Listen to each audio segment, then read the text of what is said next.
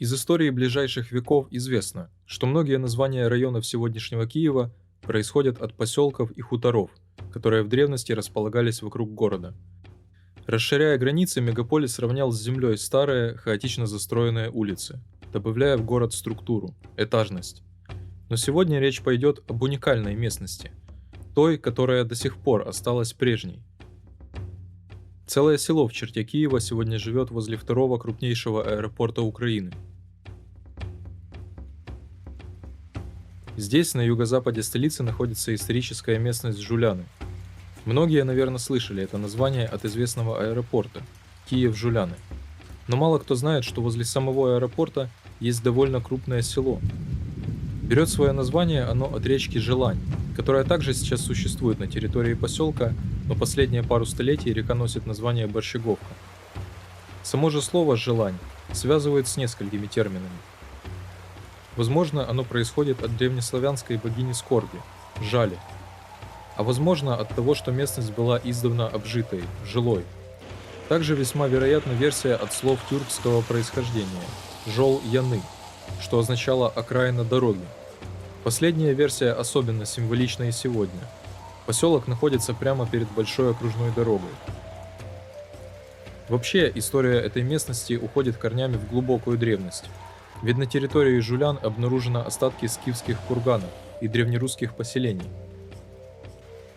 Согласно самой, пожалуй, интересной версии, название поселка происходит от греческого названия племени Гелоны, что на славянский манер звучало как «желоны». Некоторые ученые считают, что скифский город Гелон или город Солнца, который упоминал в своих писаниях Геродот, находится именно на месте современных Жулян.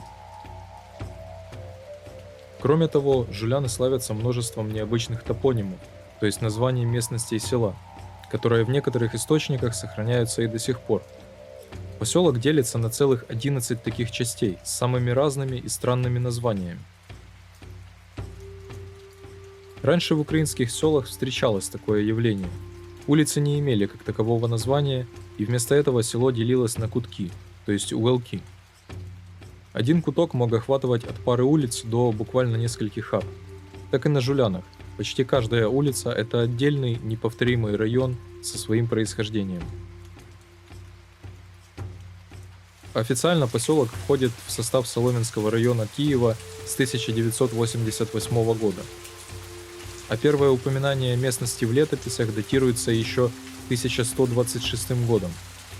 Краевед Лаврентий Пахилевич в XIX веке упоминает Жуляны как село, находящееся в 7 верстах от Киева, с населением 730 человек и небольшим ручьем, именуемым Борщеговкой. В том же XIX веке на огороде одного из крестьян найдено 20 древних кусков чистого серебра, которые были признаны за монеты времен Святого Владимира, то есть монеты X-XI столетия. По некоторым данным, на Желане и находилось одно из загородных владений князя. Также упоминается деревянная церковь, которая летом 1859 года была сожжена молнией.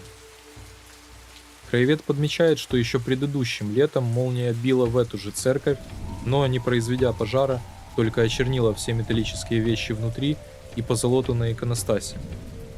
А еще до построения церкви молния на этом же месте сожгла избу. Позже, в 1924 году, рядом с поселком было оборудовано летное поле для авиасообщения с тогдашней столицей – Харьковом. Полноценным же аэропортом летное поле стало уже в послевоенные года, вместе с постройкой крупного аэровокзала. Уже в 1971 году Жуляны, несмотря на свою приближенность к воздушным воротам Киева, упоминаются как село, но уже со школой, библиотекой, клубом и даже больницей. Люди в основном работали на сельскохозяйственных угодьях, которые относились к киевскому совхозу «Совки». Аэропорт же к тому времени вышел на общесоветский уровень, принимал пассажирские и грузовые рейсы со всех уголков Союза. Через Жуляны проходили международные линии из Москвы в другие столицы советских республик. Пожалуй, и сейчас поселок живет своей привычной жизнью, словно навеки оградившись от аэропорта-гиганта. Практически незаасфальтированные улицы во время дождя превращаются в каналы, а вдоль небольшой речки, как ни в чем не бывало, находятся грядки и скромные частные постройки. Удивительно, но и эта маленькая речка имеет свою неповторимую историю. Во-первых, название реки имеет целых 5 вариантов. Современный борщеговка происходит, вероятно, от растения борщевик, которым когда-то были усеяны берега ручья. Старое название – Жилянь или Жилка. Также на картах 19 столетия встречается название Нова Гребля. А еще речку иногда ошибочно называют Нивка, путая с ручьем, который когда-то протекал в районе Святошина и впадал в Борщеговку. Ведь самое поражающее, что эта с виду еле заметная речка имеет общую протяжность около 20 километров, начинает выток в Голосеевском районе, объединяет целую систему озер и впадает в загородный Ирпень. Село неимоверно контрастирует с остальным, большим городом. Несмотря на постоянно пролетающие над ветхими заборами самолеты и куда-то спешащие иномарки на окружной дороге, здесь время идет своим, размеренным темпом. В поселке практически не встречается элитного жилья. Насущные проблемы здесь – это отсутствие дорог, обильное количество дорожной пыли и затопление участков во время дождя.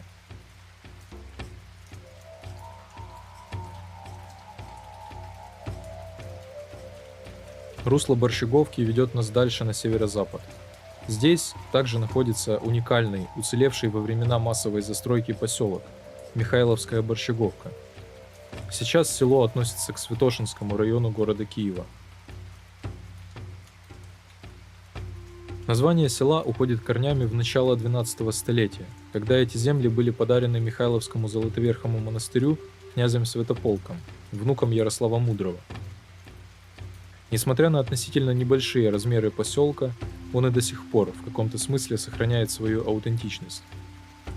Еще совсем недавно на картах Михайловской Борщеговки, как и Жулян, можно было увидеть не только название улиц, а и диковинное именование кутков села.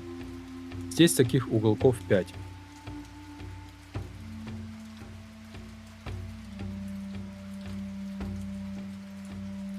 Довольно большое количество заброшенных территорий и единственный многоквартирный двухэтажный дом в поселке добавляют особой дикости этому месту.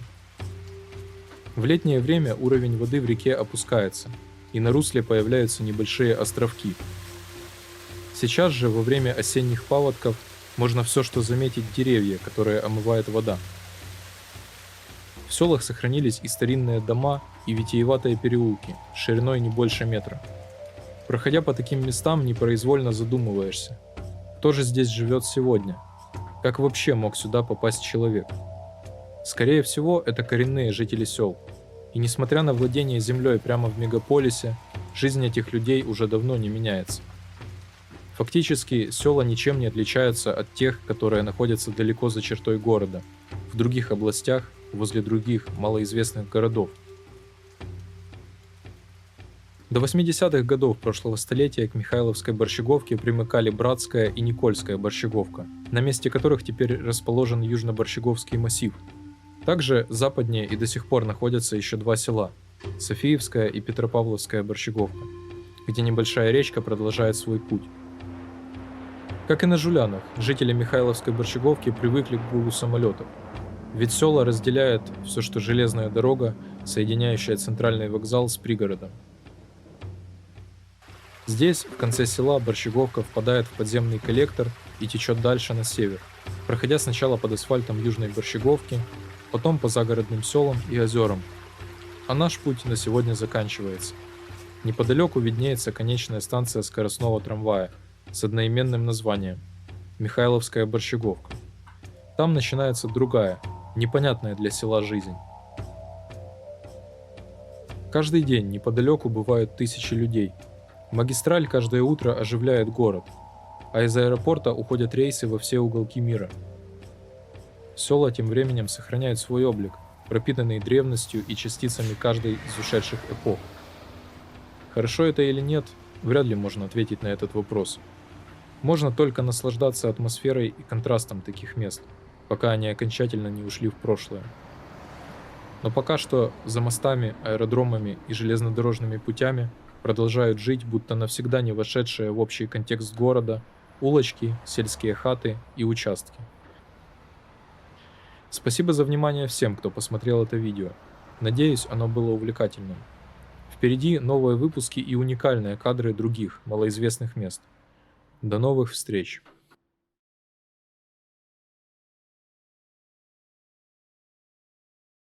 Сделали новую окружную вот, по улице. И эту улицу. Поставили шлагбаум, поломали. Машины ездят здесь. Пылюка. И в комнате, и белье нельзя повесить, ничего. Вот так мы живем. И вот эта вот дорога. Никто не хочет делать. Депутаты обещают, а ни черта не делают. Так что Кличку передайте большой привет, что мы не очень довольны нашей жизнью. У нас вообще ничего не меняется.